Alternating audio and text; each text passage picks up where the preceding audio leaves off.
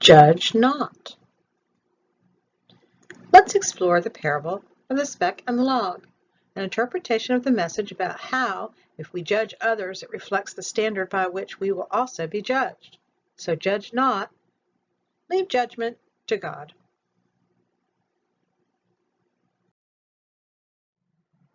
The On Fire Cafe presents the study of parables, the speck and the log.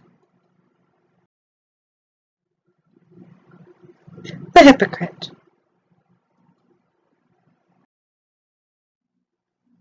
Hypocritical judgment. The parable of the speck and the log is cautioning us about hypocritical judgment. How can you judge someone else fairly if you do not judge yourself first? Jesus is speaking about a particular kind of judgment, speaking of those who would point out the shortcomings of others in order to make themselves appear superior in some way.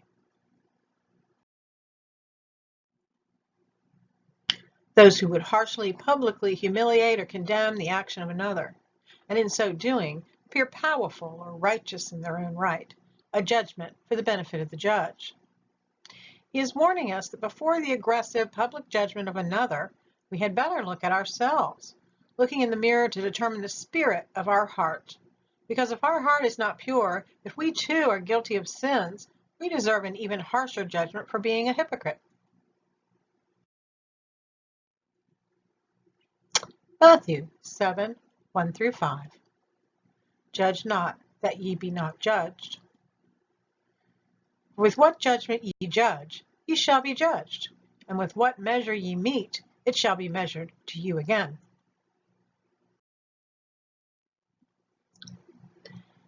And why beholdest thou the mote that is in thy brother's eye, but considerest not the beam that is in thine own eye? Or how wilt thou say to thy brother, Let me pull out the mote out of thine eye, and behold, a beam is in thine own eye? Thou hypocrite, first cast out the beam out of thine own eye, and then shalt thou see clearly to cast out the mote out of thy brother's eye. Showing compassion.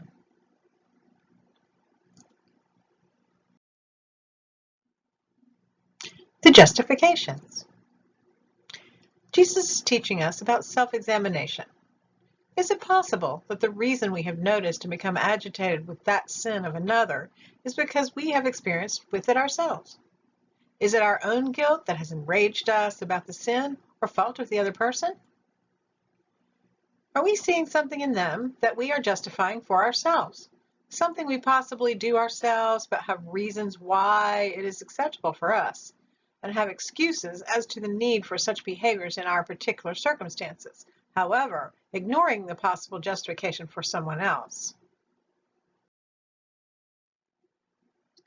Compassion for the sinner.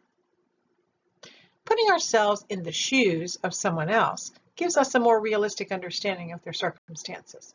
Jesus is telling us to examine our own faults closely, our own sin, before we address the sin of another. Understanding our own shortfalls, our own weaknesses, makes us more likely to feel a connection with the weakness of others. It makes us more compassionate. We are less likely to judge the sinner mercilessly.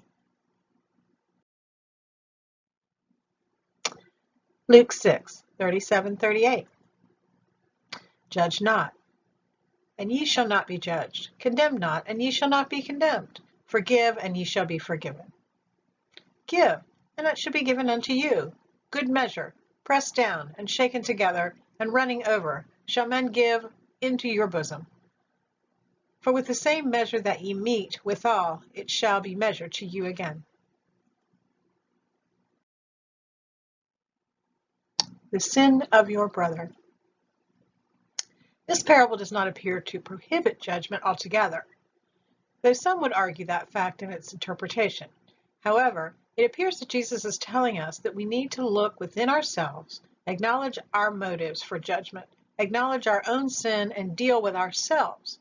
Once we've accomplished that, we're in a position to deal with our brothers and sisters fairly and compassionately.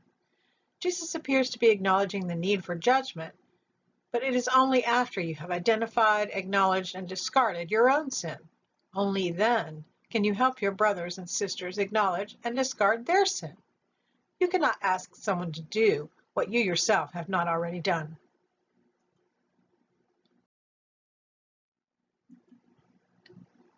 A true heart. Why do you feel the need to judge your brothers and sisters? You must examine the motive for your judgment. Are you motivated in love with a true heart? There can be many reasons we notice the shortcomings of others. It is important to be sure we are judging them in order to help them and not a desire to condemn them.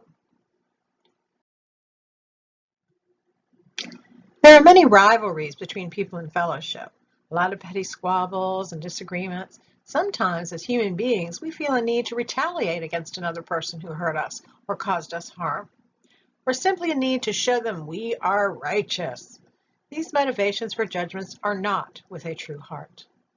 If the judgment is in love, if we are truly trying to point out something important that our brothers and sisters may not realize or needs help with, this is the true heart.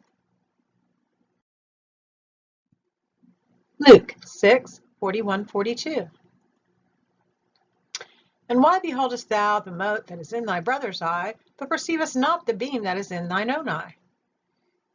Either how canst thou say to thy brother, Brother, let me pull out the mote that is in thine eye, when thou thyself beholdest not the beam that is in thine own eye?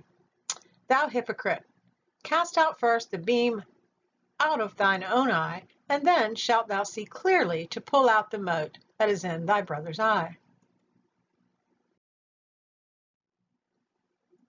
Forming opinions.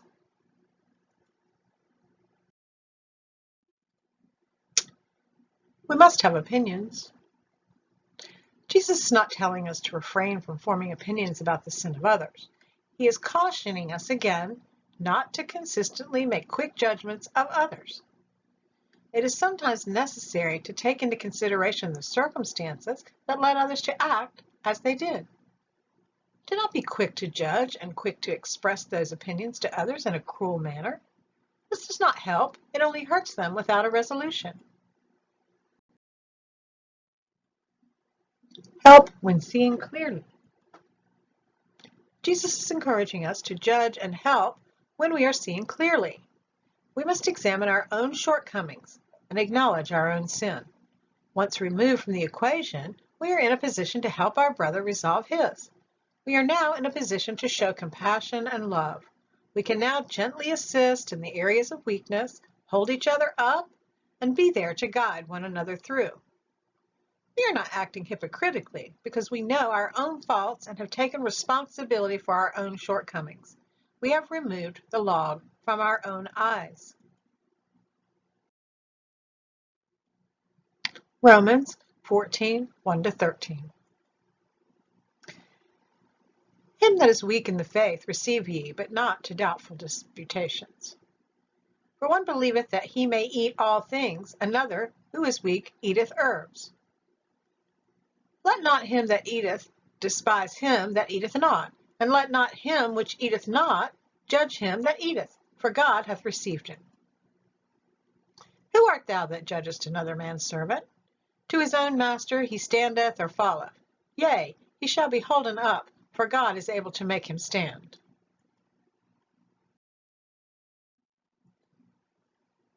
One man esteemeth one day above another, another esteemeth every day alike. Let every man be fully persuaded in his own mind. He that regardeth the day regardeth it unto the Lord, and he that regardeth not the day, to the Lord he doth not regard it.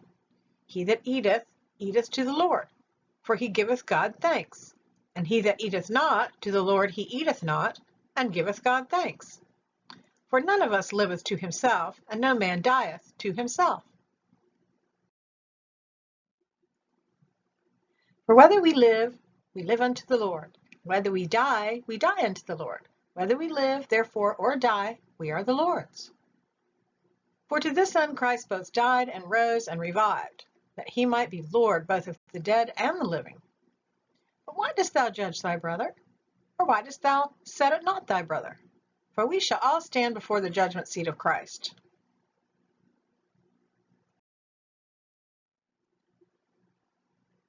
For it is written, As I live, saith the Lord, every knee shall bow to me, and every tongue shall confess to God. So then every one of us shall give account of himself to God. Let us not therefore judge one another any more, but judge this rather, that no man put a stumbling block or an occasion to fall in his brother's way.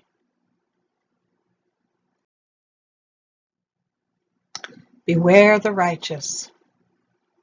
The passages in Romans are not a part of the parable of the speck and the log. However, the context of the scripture aligns with the lesson of the parable and adds some additional information to consider. We take it upon ourselves to judge the hearts and minds of others. It suggests that we are wrongly standing in for God, and we do so without an invitation.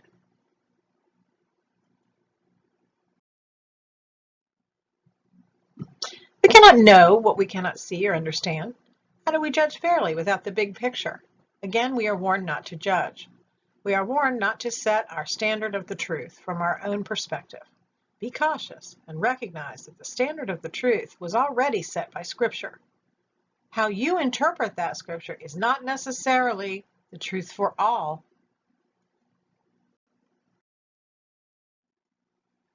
Obedience to the Lord.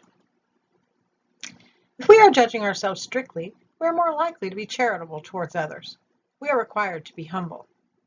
Once we've accepted Jesus into our heart, our lives are no longer our own. It is no longer about pleasing ourselves. It is now about obedience to the Lord. So we must not do anything that would cause our brothers and sisters to stumble. We must not put anything in their path that would make them more likely to fall.